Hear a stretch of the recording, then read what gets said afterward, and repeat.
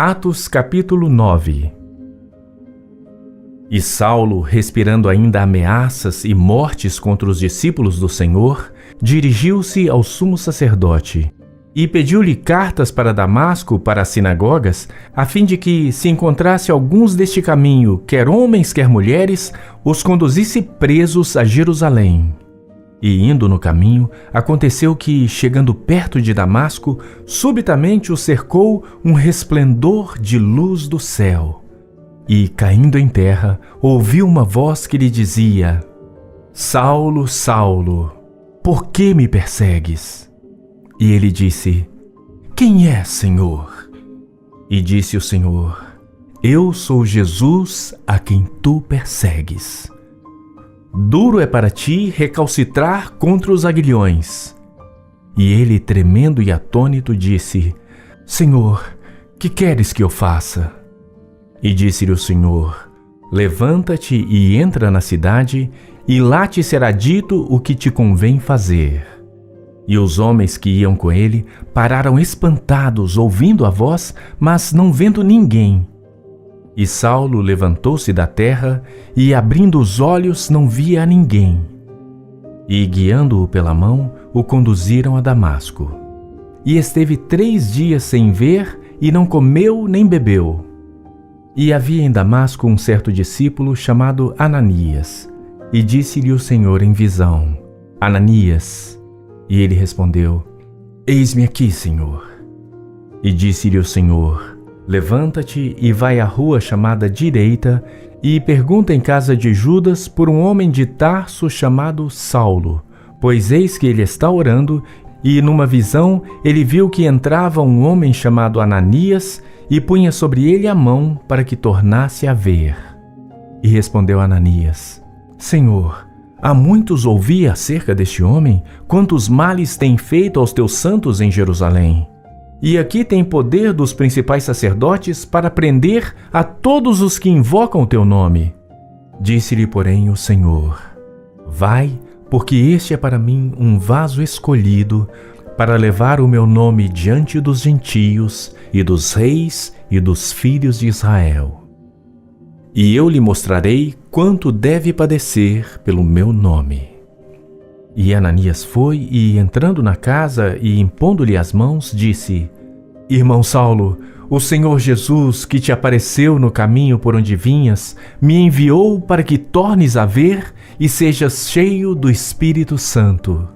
E logo lhe caíram dos olhos como que umas escamas, e imediatamente recuperou a vista, e levantando-se foi batizado.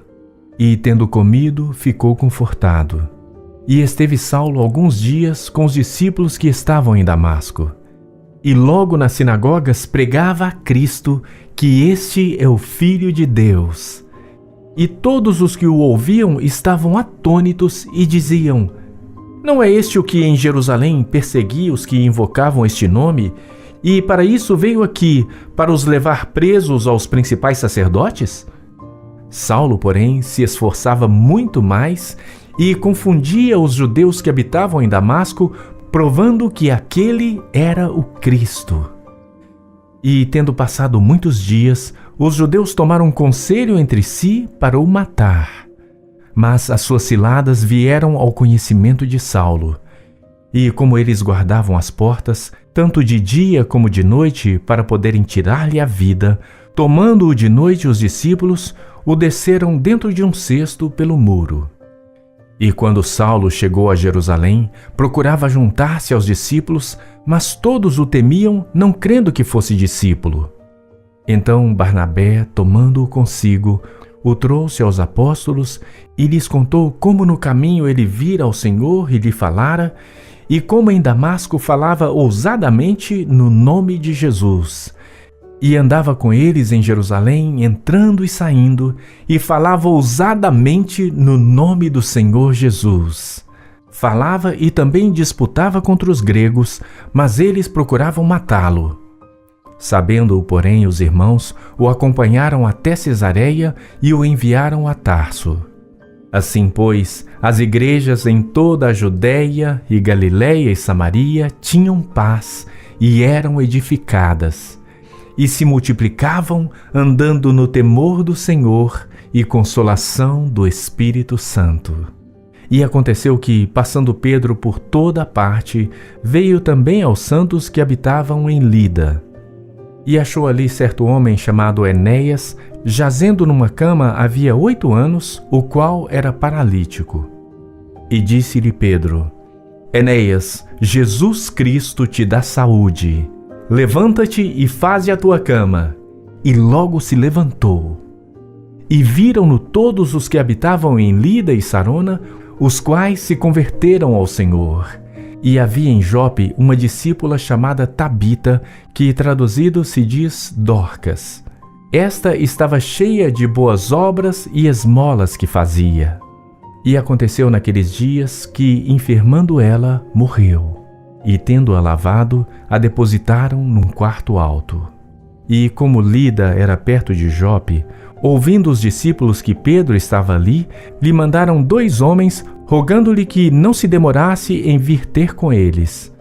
E levantando-se Pedro, foi com eles.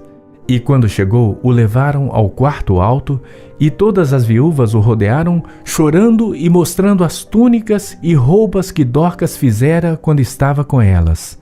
Mas Pedro, fazendo sair a todos, pôs-se de joelhos e orou.